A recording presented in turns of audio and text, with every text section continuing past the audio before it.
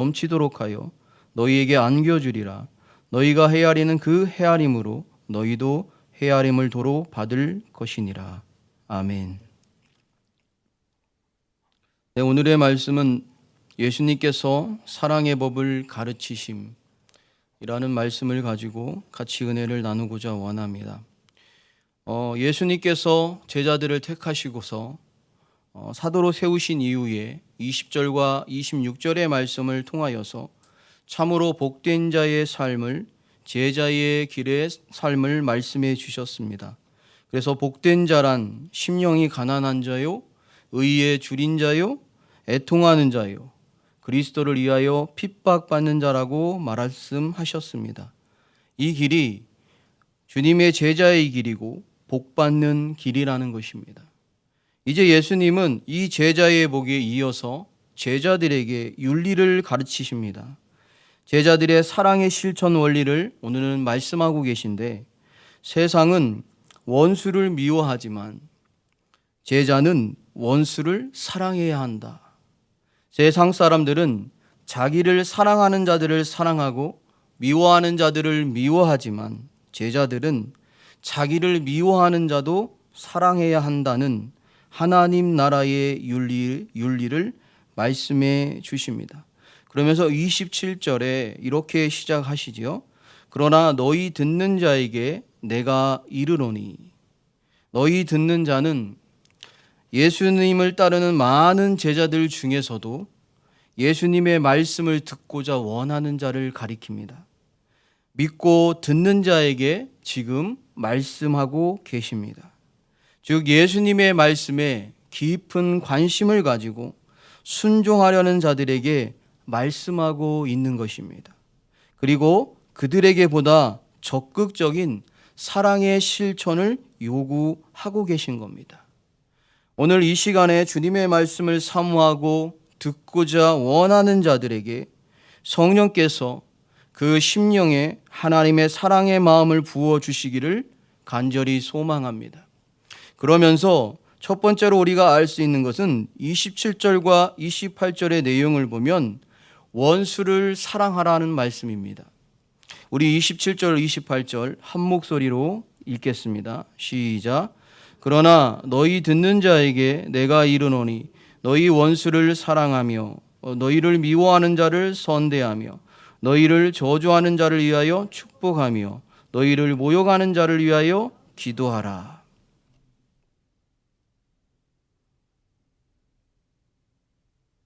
예수님은 원수를 사랑하며 미워하는 자에게 선대하며 저주하는 자에게 축복하며 모욕을 주는 자에게 그를 위해서 기도하라고 말씀하십니다. 사실 이 말씀은 여러분들이나 저나 너무나 잘 아는 말씀입니다. 그러나 행하기에는 너무나 부담이 가는 말씀이죠. 사실 원수를 사랑할 수 있는 사람은 세상에 아무도 없습니다. 인간의 타락한 본성을 가지고 있는 죄인된 우리는 원수를 사랑할 수 없는 요소를 더 많이 가지고 있습니다. 우리가 원수를 보기만 해도 미워지는데 어떻게 그를 사랑합니까?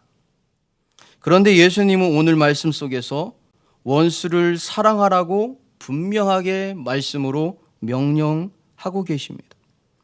예수님은 제자들에게 세상 사람들은 사랑하는 대상과 미워하는 대상의 선을 긋지만 예수님의 제자들은 사랑해야 될 대상 속에 미워하는 대상도 포함시켜야 된다고 말씀하고 계신 거죠.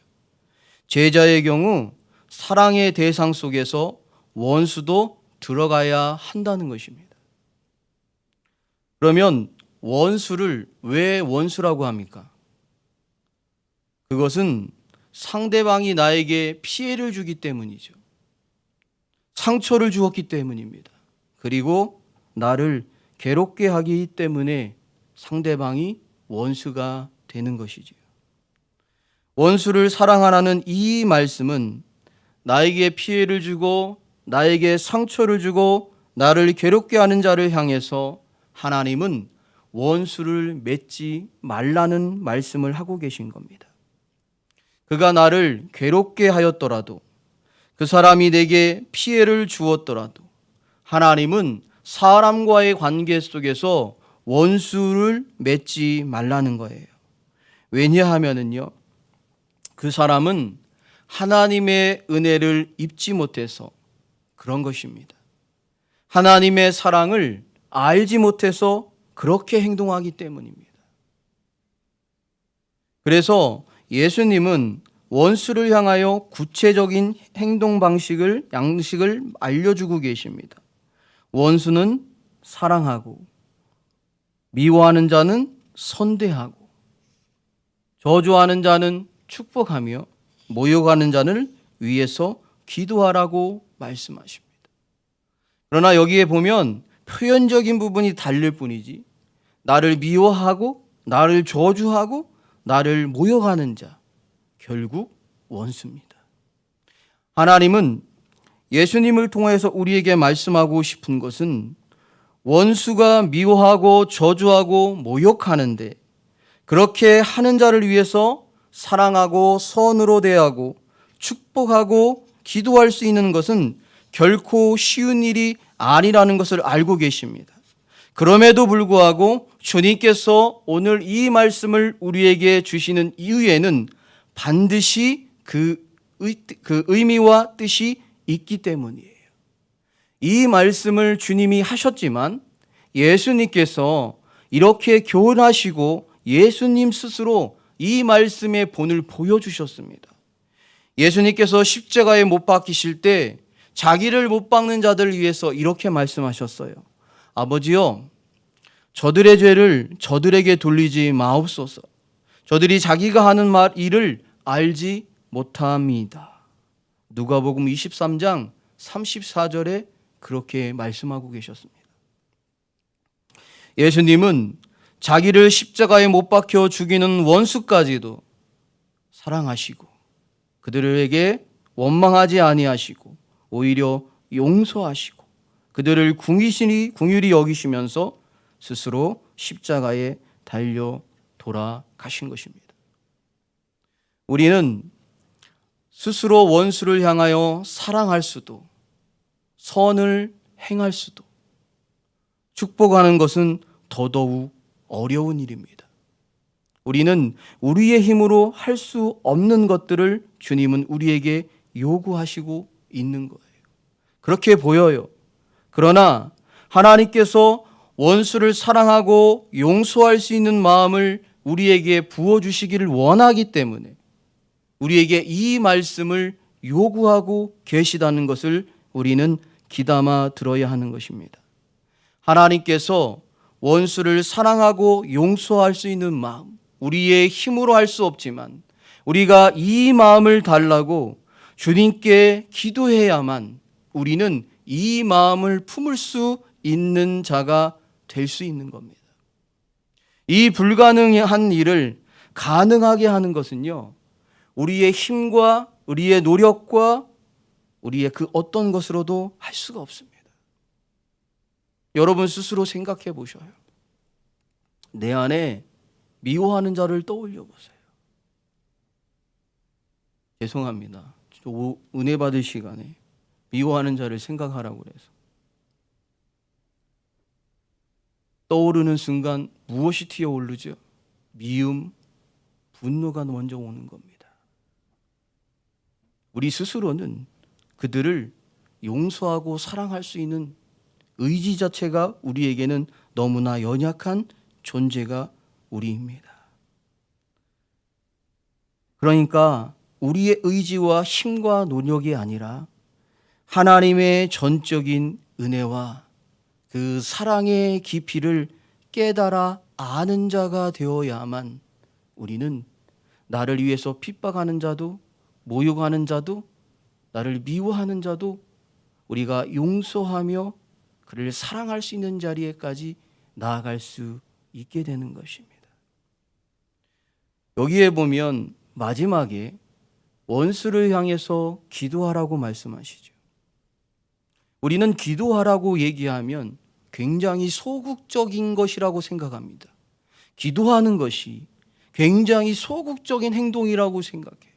적극적인 행동은 하나님의 말씀을 무조건 받았으면 전투적으로 나가서 현장에 나가서 앞서서 뭔가 해야 하는 것이 우리가 더 적극적이라고 생각하기 쉽습니다.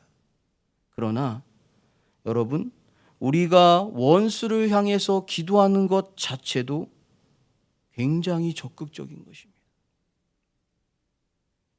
왜냐하면 여러분이 원수를 위해서, 나를 핍박하는 자를 위해서 기도하여 보셨나요?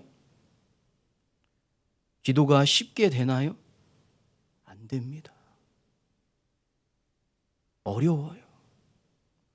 그 사람 얼굴만 생각하면 안에서 우라가 치밀어 올리는데 무슨 기도가 됩니까? 그 사람만 떠오르면 그 사람이 나에게 모욕감을 줬던 그런 말들이 떠오르는데 무슨 기도가 떠올라요? 한참 핍박받을 때 핍박 줄은 그 사람을 향해서 무슨 기도를 하겠습니까? 어떻게 하면 복수할까? 어떻게 하면 한번 해코지 해볼까? 오히려 우리의 마음 속에서는 다른 방법으로 그를 복수하고 싶은 마음이 더 쉽게 올라오는 겁니다.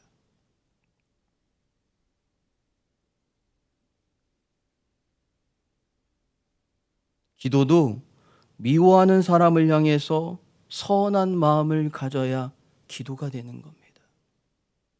원수를 향해서 사랑할 수는 없지만 원수를 향해서 용서하는 마음 품는 것도 굉장히 어려운 겁니다. 그런데 그 용서의 마음을 품기 위해서도 내가 내 안에 주님이 주신 말씀을 붙들고 선한 마음이 되지 않고서는 원수를 위해서 기도하는 것은 불가능한 거예요. 그런데 주님이 기도하게 할 수 있는 길을 보여주십니다. 뭐죠? 주님 아버지 앞에 내가 보이면, 하나님 아버지 앞에 원수가 보이는 것이 아니라 내 자신이 보이면 그를 위해서 기도할 수 있는 자가 되더라고요. 나의 부족함과 나의 어리석음과 나의 미련함과 나의 악함이 하나님 아버지 앞에서 보여질 때 나도 저 사람과 다를 바 없는 하찮은 자에 불과하구나. 이것이 깨달아지는 순간 하나님 아버지 앞에 그를 위해서 그나마 기도할 수 있는 마음의 문이 열리기 시작합니다. 또 한 가지는 하나님의 은혜로, 하나님의 심령으로, 하나님의 은총으로 우리의 심령이 가득 채워질 때 우리가 그를 향해서 기도할 수 있는 거예요. 우리 성도들이 왜 은혜의 자리에 있어야 하느냐? 하나님이 원하는 믿음의 길을, 주님이 원하는 믿음의 길을 성숙함으로 달려나가기 위해서는 하나님이 주시는 은혜의 자리에 있어야 하는 것입니다. 그런데 그 은혜에 목마르지 않죠. 그 은혜의 중요성을 잘 모르죠. 원수 만나면 어떡할까요? 인간적으로 반응할 수밖에 없는 겁니다. 우리가 원수를 향해서 기도한다는 것도 적극적이지 않으면 기도할 수 없는 것입니다. 그러므로 원수를 향해 기도하는 것이 아주 중요한 문제입니다. 이것은 선한 마음을 가질 뿐 아니라 행위로서 직접 표현하는 것이기 때문입니다. 두 번째로는 29절과 30절 같이 읽겠습니다. 시작. 너희의 이 뺨을 치는 자에게 젖밤도 돌려대며 내 겉옷을 빼앗는 자에게 속옷도 거절하지 말라. 내게 구하는 자에게 주며 내 것을 가져가는 자에게 다시 달라 하지 말며.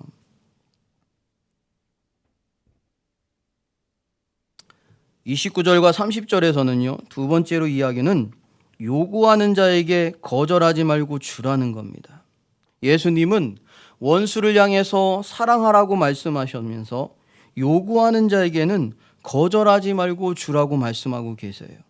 구하는 자에게 주는 것도 쉽지 않은데 한 뺨을 치는 자에게 다른 뺨을 돌려대는 것, 겉옷을 빼앗은 자에게 속옷까지 금하지 않고 주는 것, 내 것을 가져간 자에게 다시 달라고 말하지 않는 것.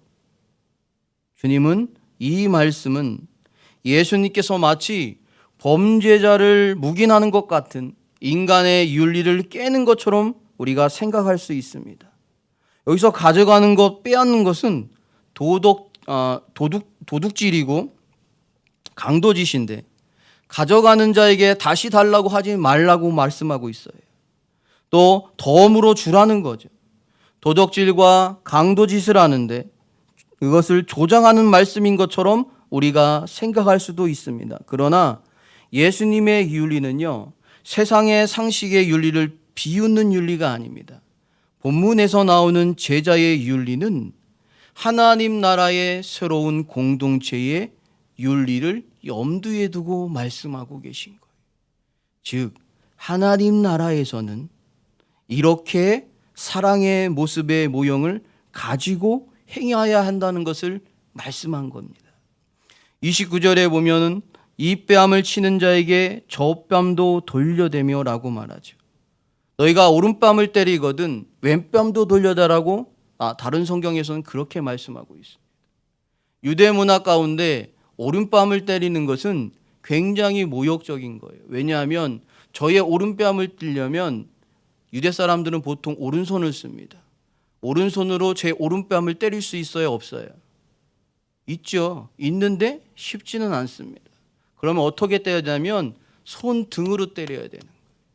손등으로 때릴 때 그 사람이 나를 보고 있으면서 그 사람의 오른손으로 손등을 때리면 저의 오른뺨이 맞는 거예요. 아니면 저의 등 뒤에서 갑자기 있다가 저의 오른뺨을 때리면 제가 뒤에서 저희 등 뒤에서 때리는 뺨으로 맞는 거죠. 무슨 말씀을 하고 싶은 것이냐면 뺨으로 때리는 것도 모욕적인 건데 손등으로 때리는 것은, 손바닥으로 맞는 것은 모욕적인 건데 손등으로 맞는 것은 유대 문화 속에서는 2배나 더 모욕적인 행위예요. 굉장히 모욕적인 것을 얘기하고 있는 겁니다. 그런데 본문은 이때에 오히려 왼편도 돌려대라고 말하고 있는 거죠. 이것은 실제로 왼편까지 때리도록 하라는 의미가 아니라 어떤 경우에라도 직접적으로 복수하지 말고 고통과 모욕을 견딜 것을 주님이 말씀하고 있는 겁니다. 이것은 어떤 문제에 직접 대응하여 복수하기보다 어떤 문제에 대해 직접 대응해서 복수를 하면 다시 복수가 돌아오는 악순환이 반복이 되는 거예요.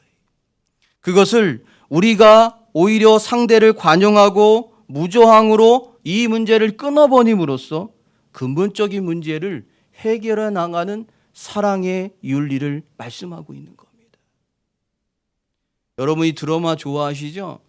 드라마 스토리 중에 가장 재미있는 스토리가 뭐죠? 복수하는 거예요. 복수입니다.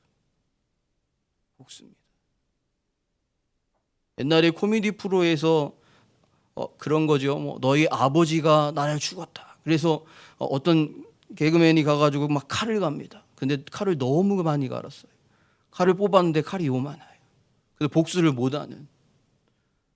과거에는 모티브가 뭐냐면 내가 당했으면 복수를 해야 되는 거예요. 아버지가 당했으면 후대에 복수를 해야 되는 거예요. 모든 드라마는 뭐냐? 복수하는 거예요. 그래야 재밌는 겁니다. 이게 세상의 윤리이기 때문에, 세상의 방식이기 때문에. 그러나 하나님이 우리에게 주시는, 성경에 주시는 하나님 나라의 윤리는 복수가 아니라 내가 그 복수를 하는 것이 아니라 내가 모욕을 당하고 고통을 당했지만 내가 그것을 참고 내가 그것을 관용하고 그것을 저항하지 않으므로 더 이상 이 복수의 악순환이 이어지지 않도록 나를 통해서 끊어지게 하라는 것이 하나님 나라의 법칙이라는 거예요. 그 다음에 그 말씀에 보면 이어서 보면 내 겉옷을 빼앗는 자에게 속옷도 거절하지 말고 주라고 말합니다. 예수님께서는 구하는 대상이 누구든지 모두에게 그 구하는 것을 주라고 말씀하는 거죠. 이 사람은 내 것을 강제로 갈취해 갔어요. 그런데 강제로 갈취했는데 다시 달라고 요구하는 것이 우리 입장에서는 정당한 겁니다. 그런데 그 말을 하지 말라는 거고, 이 말씀 속에서는 무조건적인 희생을 우리에게 말씀하고 계신 겁니다. 조건 없는 희생이요. 그 다음 말씀 보면 이 말씀들을 통해서 우리에게 결국 하고 있는 말씀은 뭐냐면요, 결국 사랑의 자세를 말씀하고 계신 거예요. 예수님의 명령을 단순히 문자적으로 해석하는 것이 아니라 우리가 그 명령 가운데 담겨 있는 참된 의미를 우리는 이 본문을 통해서 깨달아야 합니다. 예수님께서는 제자들에게 상대방으로부터 부당하며 극단적인 요구를 받게 되더라도 희생과 양보의 정신을 가지고 사랑을 구체적으로 실천하며 살아가야 한다는 것을 말씀하고 계십니다. 그러면서 우리에게 아주 중요한 황금률과 같은 말씀을 말씀해 주십니다. 31절 우리 한 목소리로 같이 읽겠습니다. 시작. 남에게 대접을 받고자 하는 대로 너희도 남을 대접하라.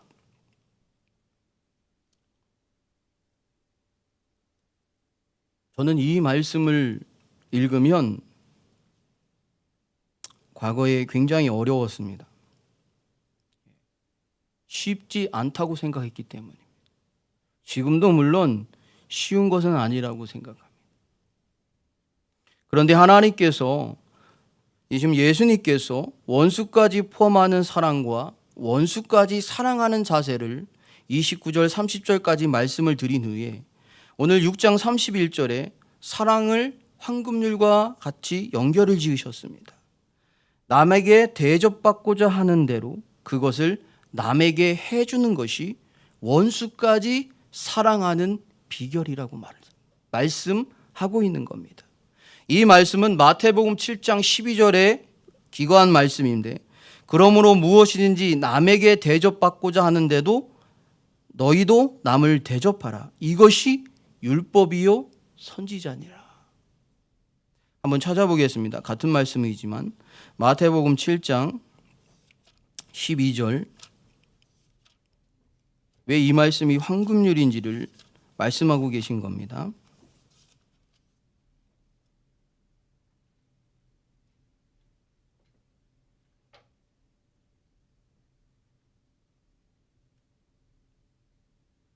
마태복음 7장 12절 같이 읽습니다. 시작.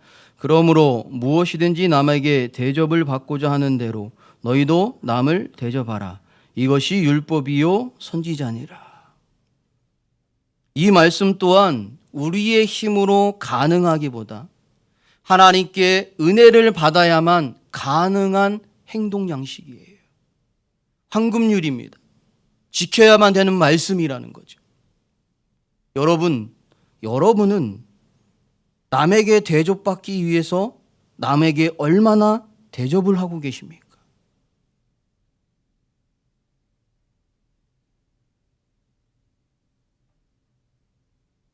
전혀 모르는 거지가 여러분의 가정에 찾아왔을 때면 여러분은 얼마나 대접할 수 있겠습니까? 우리는 거지 한 사람이 우리 가정에 찾아와도 우리는 그 영혼 한 사람을 절대로 소홀히 해서는 안 됩니다. 남에게 대접받고자 하는데도 너희도 남을 대접하라는 이 말씀은 마음 먹는다고 할 수 있는 것이 아니에요. 우리 안에 하나님에 대한 사랑, 하나님에 대한 은혜, 이것으로 충만하지 않고서는 내가 아무리 많은 것을 가지고 있은들 정말로 필요한 자에게 10원 하나 주는 것은 어려운 것입니다. 어려운 거예요. 왜요? 아깝지 않아요. 내가 내 자식에게 10만 원, 100만 원, 1000만 원 주는 건 아깝지 않지만 가난한 자, 굶주린 자, 원수된 자에게 그들을 도와줄 수 있느냐고요. 사랑하지 않기 때문에 어려운 것입니다.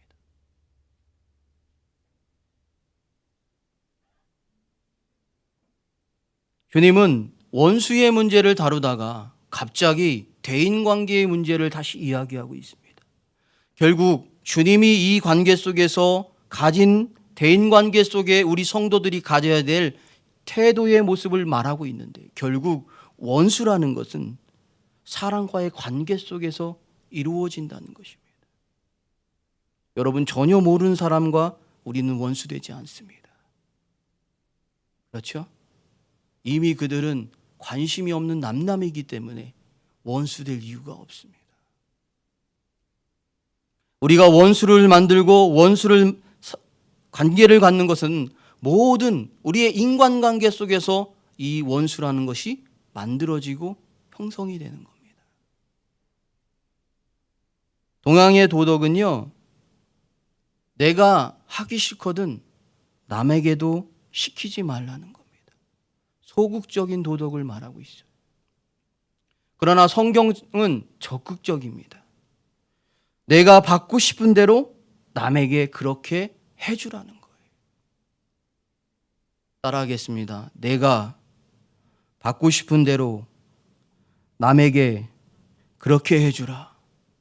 내가 칭송받고 싶고 대접받고 싶고 칭찬받고 싶으면 내가 먼저 남을 칭송해주고 칭찬해주고 대접해줘야 된다는 것이 하나님이 우리에게 주시는 하나님 나라의 윤리의 법칙이라는 거예요. 왜 전화를 안 해주지? 이런 생각이 들다 싶으면 먼저 전화하면 되는 겁니다. 저는 개인적으로 코로나 시대에 교회 사무실에 혼자 있어요. 지나가다가 권사님들 몇 분이 이렇게 교회를 가끔 들으실 때가 있습니다. 그러면 굉장히 반갑습니다.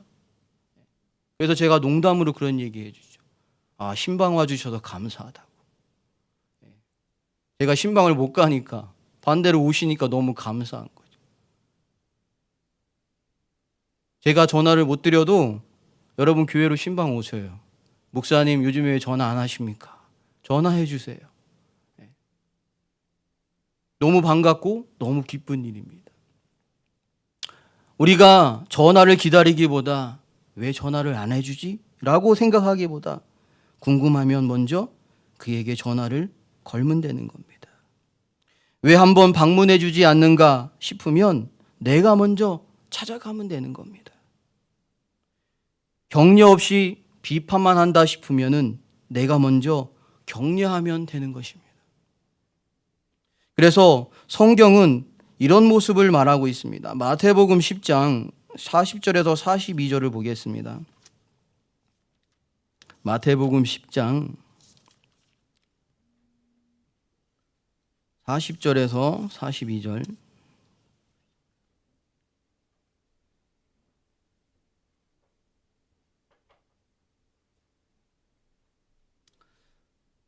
마태복음 10장 40절에서 42절 같이 읽습니다. 시작. 너희를 영접하는 자는 나를 영접하는 것이요 나를 영접하는 자는 나를 보내신 이를 영접하는 것이니라. 선지자의 이름으로 선지자를 영접하는 자는 선지자의 상을 받을 것이며 의인의 이름으로 의인을 영접하는 자는 의인의 상을 받을 것이요 또 누구든지 제자의 이름으로 이 작은 자 중 하나에게 냉수 한 그릇이라도 주는 자는 내가 진실로 너희에게 이르노니 그 사람이 결단코 상을 잃지 아니하리니라 하시니라. 아멘. 여기는 예수님께서 제자들을 대상으로 얘기하고 계시면서 제자들을 영접하는 자, 대접하는 자, 그 이야기를 하고 있는 것입니다. 선지자의 이름으로 선지자를 대접하면 선지자의 상을 받습니다. 나 대신 보낸 자, 예수님의 제자들이죠. 제자들을 영접하는 자는 나를 보내신 이를 영접하는 자. 예수님을 영접하는 자는 하나님을 영접하는 자. 의인을 이름으로 의인을 영접하는 자는 의인의 상을 받는 거예요. 그런데 42절에 아주 중요한 말씀을 하죠. 누구든지 제자의 이름으로 이 작은 자 중 하나에게 냉수 한 그릇이라도 주는 자는 내가 진실로 너희에게 이르노니 그 사람이 결단코 상을 잃지 아니하리라. 여러분에게 왜 가난한 거지가 여러분의 집을 방문하면 그를 잘 섬기고 그에게 대접을 해야 되는지를 말씀하고 있는 거예요. 그는 소자입니다. 나보다 경제적으로 약한 자 소자입니다. 육체적으로 약한 자도 소자입니다. 우리는 그들을 향해서 하나님이 우리에게 주신 이 말씀을 따라서 그들을 향해서 사랑을 나누는 자가 되어야 되는 거예요. 그러면 그 사랑이 결단코 없어지지 아니하고 하나님 나라의 상금으로 되어진다는 거예요. 그러므로 우리는 먼저 섬기는 자가 복되다는 겁니다. 그러니까 주님은 제자의 길을 걸어가는 우리에게 사랑을 받으려는 자가 되라는 것이 아니라 사랑을 주는 자가 되라는 거예요. 섬김을 받으려는 자가 되라는 것이 아니라 섬기는 자가 되라는 거예요. 인정을 받으려는 자가 되는 것이 아니라 사람들을 인정해 주는 사람이 되라는 거예요.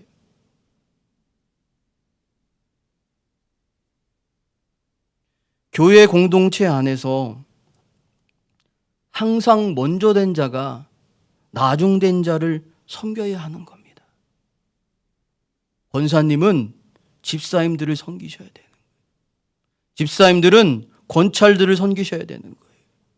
권찰님들은 이제 온 새신자나 성도들을 섬겨야 되는 거예요. 순서라면 그렇다는 거예요. 교회에 오래되시면 오래되실수록 더 섬겨야 된다는 겁니다, 여러분.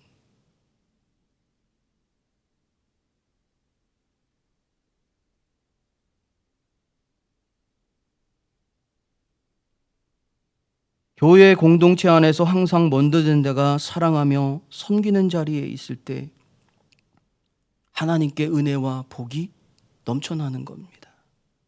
또한 믿음의 성숙한 자가 섬기고 사랑하는 자리에 있는 거예요. 교회 공동체 안에서는요, 질투하고 시기하는 곳이 아닙니다. 어떤 사람이 헌신과 섬김을 잘하면 그 잘하는 것을 그냥 인정해 주세요. 찬양을 잘하면 찬양 잘하는 거 그냥 인정해 주세요. 기도 잘하면 기도 잘하는 거 그냥 인정해 주세요. 그런데 마음에 사랑이 없고 질투와 시기가 생기면 이런 마음이 생기는 거예요. 저 사람은 찬양은 잘하는데, 저 집사님은 기도는 잘하는데, 저 권사님은 섬김을 잘하는데 하면서 끝에 다른 말로 끝나는 거예요. 잘하는데 성격이, 잘하는데 옷차림이 다른 말로 끝나는 거예요. 이미 그 말 속에는 사랑이 없는 것입니다.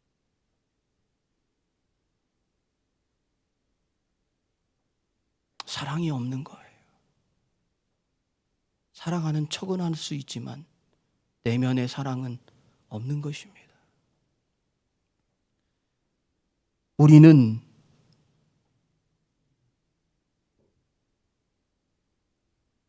인정해 주는 것이 아니라 그것은 비판하고 판단하고 있는 거예요. 하나님이 크리스찬, 하나님을 믿는 자녀들, 하나님의 택함을 입은 자녀들, 하나님의 백성들에게 원하는 것은 그 사람의 존재 자체를 그 있는 그대로 인정해 주며 칭찬해 주며 세워주는 자가 되어야 한다는 것입니다. 주님은 찬양은 잘하지만 우리가 믿음이 없다고 주님은 우리를 비판하지 않습니다. 기도는 잘하지만 우리가 믿음이 없다고 주님은 우리를 비판하지 않으십니다. 주님은 우리를 불쌍히 여기십니다. 그리고 주님은 우리의 잘하는 것을 인정하시고 하나님이 물론 우리에게 주신 것이지만 그것을 통하여서 하나님의 나라와 영광을 위해서 사용하기를 원하시는 분이 하나님이에요. 그 하나님이 나를 사랑하시는 것입니다.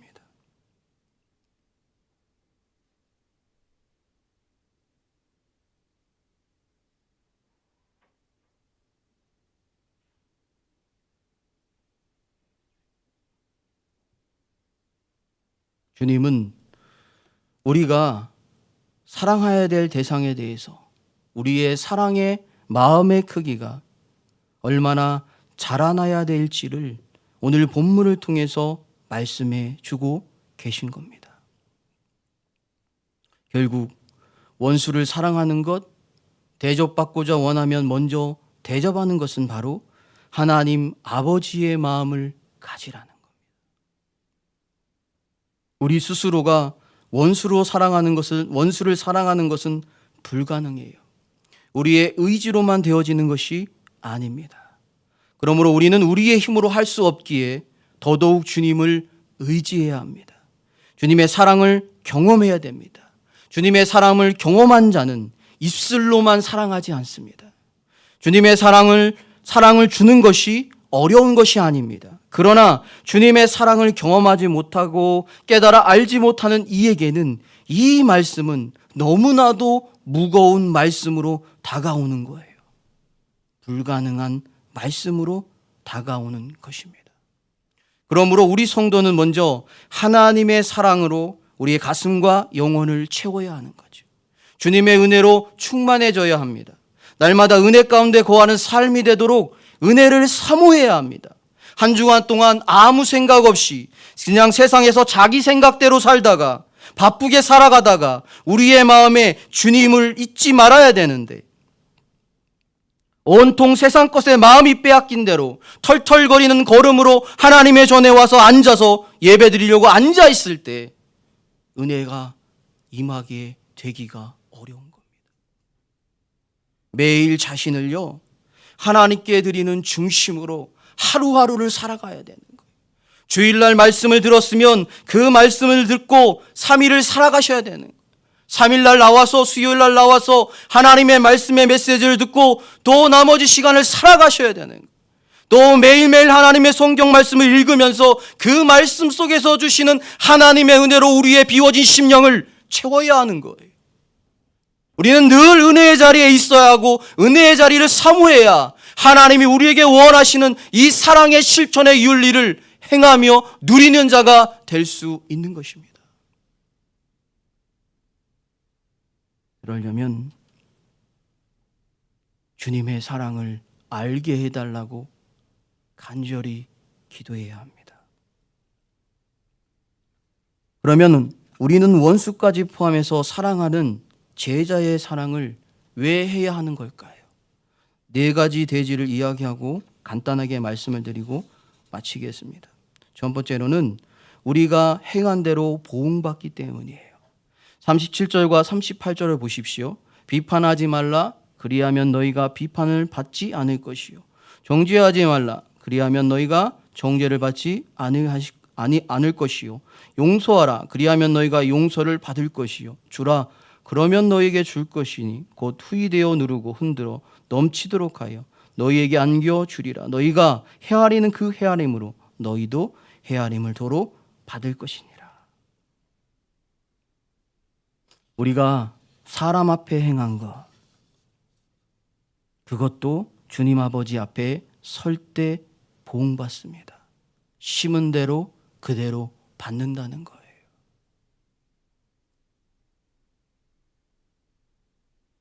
그런데 우리가 이렇게 행할 때, 이렇게 행한 대로, 심은 대로 우리에게 보응해 주는 것은 사람이 아니라 하나님 아버지라는 거예요. 내가 남을 용서할 때 하나님께서 나를 용서해 주시고, 내가 남에게 나누어 배고 베풀어 줄 때 주님께서는 나에게 후히 주시고 누르고 흔들어 넘치도록 주시는 분이 하나님 아버지시라는 거예요. 두 번째로는 더 성숙한 신앙을 요구하십니다. 32절에 34절에 보겠습니다. 너희가 만일 너희를 사랑하는 자만을 사랑하면 칭찬받을 것이 무엇이냐? 죄인들도 사랑하는 자를 사랑하느니라. 너희가 만일 선대하는 자만을 선대하면 칭찬받을 것이 무엇이냐? 죄인들도 이렇게 하느니라. 나에게 잘해주는 사람 잘해주고 칭찬해주는 사람 칭찬하는 것은 누구나 할 수 있다는 거죠. 사랑하는 자를 사랑하는 것은 죄인들도 악인들도 자기 자녀를 사랑하는 것은 당연한 겁니다. 당연한 것을 행했기 때문에 하나님 아버지 앞에 칭찬받을 것이 하나도 없다는 거죠. 마태복음 7장 9절에서 11절에 보면 이렇게 말씀하세요. 너희 중에 누가 아들이 떡을 달라 하면 돌을 주며 생선을 달라 하는데 뱀을 줄 사람이 있겠느냐? 너희가 악한 자라도 좋은 것을 자식에게 줄 알거든. 당연하다는 거예요. 결국 성도된 우리가 더 성숙해서 제자의 길을 가는 우리가 사랑하는 자를 사랑하고 선대하는 자를 선대하는 것은 세상 사람들과 똑같다는 겁니다. 그러나 하나님은 그것을 우리에게 원하시지 않는다는 거예요. 천국 시민의 윤리의 수준은 이거보다 더 높아야 된다는 거예요. 천국 시민에게 요구되는 사랑의 수준이 사랑할 수 없는 자를 사랑하는 것입니다. 아멘이십니까? 사랑할 수 없는 자를 사랑하는 수준으로 주님은 우리의 신앙의 성숙을 요구하는 거예요. 사랑에 있어서 이해타산이 있다면 그것은 사랑이라고 할 수가 없는 거죠. 내가 이만큼 줬으니까 저 사람 나에게 이만큼 주겠지. 이해타산을 계산하고 섬긴다면 그 사람은 이미 섬김의 중심이 잘못된 것입니다. 복을 이미 받은 겁니다. 하나님께 받을 복이 없다는 얘기예요.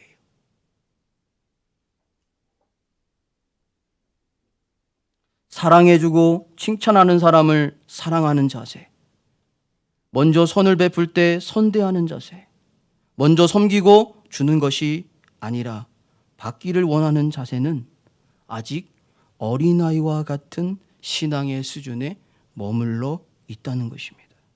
주님은 어린아이와 같은 신앙에서 더 자라 성숙한 신앙이 되라는 것입니다. 세 번째로는 35절에 이렇게 얘기합니다. 그리하면 너희 상이 클 것이라. 우리가 제자의 사랑을 실천할 때 하나님 나라에서 상이 크다는 겁니다. 그 약속을 말씀하고 계세요.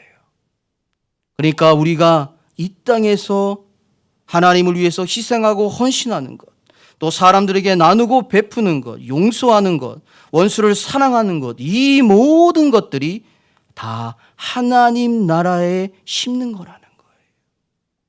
우리 하나님의 자녀인 우리는 이 땅에 성공을 위해서 태어난 것이 아닙니다, 여러분. 성숙을 위해서 태어난 존재입니다. 성숙해 나가는 길 가운데 하나님이 우리에게 복으로 주신 것은 우리의 인생 가운데 많은 것들을 심으라는 거예요. 왜요? 하나님 나라에서 상이 더 크기 때문입니다. 마지막으로는 35절, 36절을 보겠습니다. 같이 읽겠습니다. 시작. 너희 아버지의 자비로우신 같이 너희도 자비로운 자가 되라. 하나님의 성품을 닮아야 하기 때문입니다. 하나님은 원수도 사랑하시는 분이세요. 은혜를 모르는 자도 악한 자도 그에게도 인자를 베푸는 분이 하나님이십니다. 주님께서 우리에게 그 하나님의 성품을 닮으라고 원수도 사랑하는 자의 길을 우리에게 말씀하여 주시는 겁니다.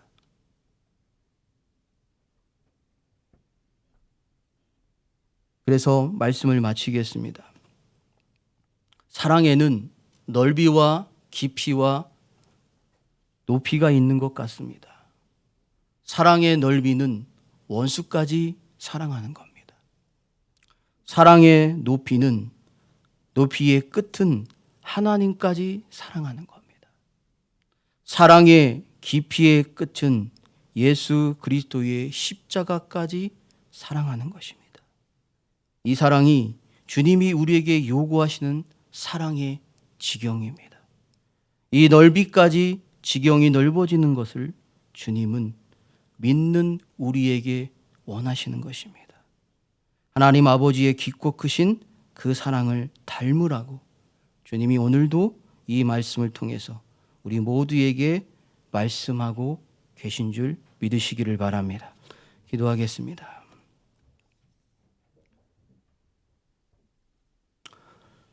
하나님, 원수된 자를 우리 스스로 사랑하기에는 용서하기에는 너무나 버겁습니다. 우리 안에 있는 미움과 분노가 그들을 용서할 수 없고 사랑하는 것은 더더욱 어려운 것입니다. 그럼에도 불구하고 주님은 예수님을 통하여 우리에게 명령하고 계십니다. 원수를 사랑하라.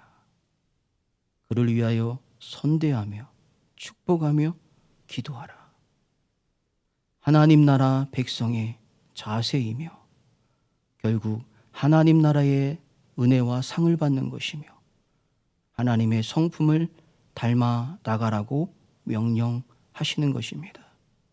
주님, 우리의 힘으로 할 수 없습니다. 우리의 능력으로 할 수 없습니다. 우리의 의지로 할 수 없습니다. 우리가 주님 아버지 앞에 내 자신이 모여지게 하여 주시고 하나님의 크고 놀라운 십자가의 사랑이 우리의 심령 가운데 깨달아지게 하여 주시고 주님 아버지 앞에 아무것도 자랑할 수 없는 존재임을 알게 하여 주셔서 우리가 원수도 사랑할 수 있는 자리에, 은혜의 자리에 늘 머물러서 주님을 닮아 나가는 믿음의 삶으로 성숙해져 나가는 우리 모두가 다 되게 하여 주시옵소서. 예수님의 이름으로 기도하옵나이다. 아멘. 네, 하나님 찬송가 308장 찬송하시겠습니다.